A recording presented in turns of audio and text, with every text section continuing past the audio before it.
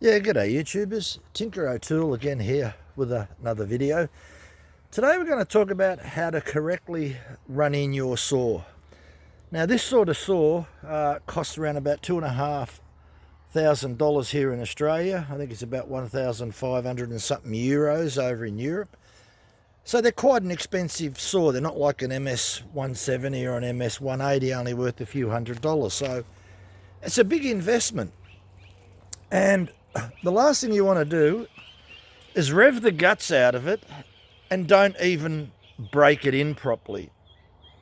So what is breaking in? Well, really it's about the rings.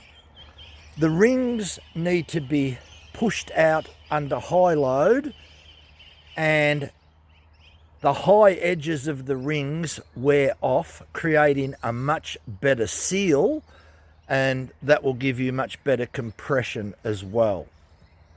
So that goes with any engine, but especially with a chainsaw engine, it revs up to 13,000 RPM. And when they're brand new, they're quite tight. They get extremely hot. And if you over rev them, because the piston will expand much more than the cylinder walls, it can distort slightly and wear unevenly. If you don't bed in the rings properly and they wear unevenly, you will never get maximum compression. And that's not a good thing. Plus the other thing is, if you over rev it when it's brand new and you put it under excessively high load, you can also score the walls of the exhaust port. So, okay, this is one way of doing it. There's many different ways, but this way is referred to as the heat method. And what it is short bursts of up to high RPM and cooling down. So heat, cool down, heat, cool down. Do this about 4 or 5 times. It doesn't take much to do it. It would have already had one heat cycle when you picked it up brand new. They would have probably revved the shit out of it, and just to make sure it was all running at full revs and everything. And then that would have been it. So that's one heat cycle. And that doesn't allow the saw to get excessively hot. And that's what you want to try to avoid. So during this heat cycle, when you bring it home and you start it up, I wouldn't even cut timber with it at first. I'd start it up. I'd go through the rev range and even rev it up to maximum RPM very briefly. This will really stretch the rings out against the cylinder wall and create the perfect scenario for it to bed in properly. So I would do this cycle about 3 or 4 times, and I would only run the saw up to about a minute, not much more than a minute, and take it through the rev range right up to maximum RPM. And mind you, this thing accelerates like extremely fast. So doing it this way, that's step 1. Step 2 is that I'll start to cut some timber with it.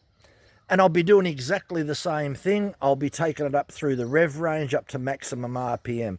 And I'll start off on small stuff, and I'll only sort of use it for about 2 minutes, turn it off, and then I'll use my other saw while I'm running this one in. And that's say like another 3 to 4 heat cycles cutting timber and only using the saw for a minute or 2 minutes.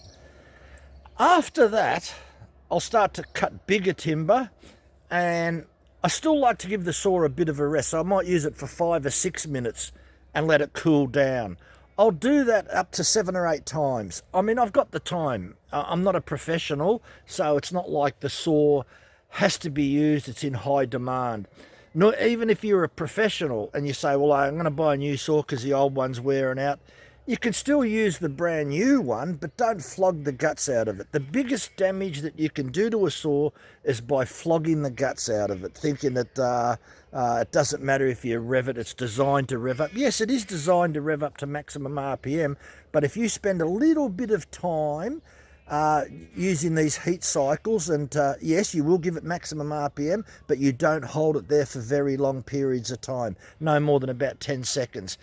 If you do that gradually, after a couple of tankfuls, you increase the cut-in time, and you might sort of get up to 10 minutes using the saw and letting it cool down. So by the time you've gone through 3 or 4 tankfuls of fuel, that saw will be running. Yes, it might be a little bit of pain in the ass of stop and starting it, but you can use your other saw, the one that you're going to retire or the one that you're going to sell. So, but if you brought this as a saw as a home user or for firewood or something like that, yes, you can spend just that little bit of extra time trying to run it in. With my method, you certainly can't do any harm.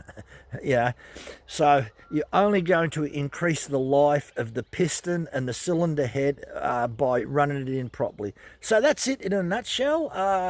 There are different methods. Some people I like to err on the side of caution. That's why I take such a long time to run in my saws. But I can tell you what, if you pull the muffler off my saws, and I've got saws that are 20 years old, you don't see scoring on them. And the other thing is, even though they're designed to run at maximum RPM, if it's a really hot day in the high 30s, I don't flog the guts out of the saw if I'm cutting timber. And I've always done it that way. The saw cuts the timber. I don't push down on it and flog the guts out of it, or try to cut timber with a dull saw. That overheats a saw. The quickest way to damage the saw is to abuse the saw. So that's my tips. I hope that helps. Bye for now.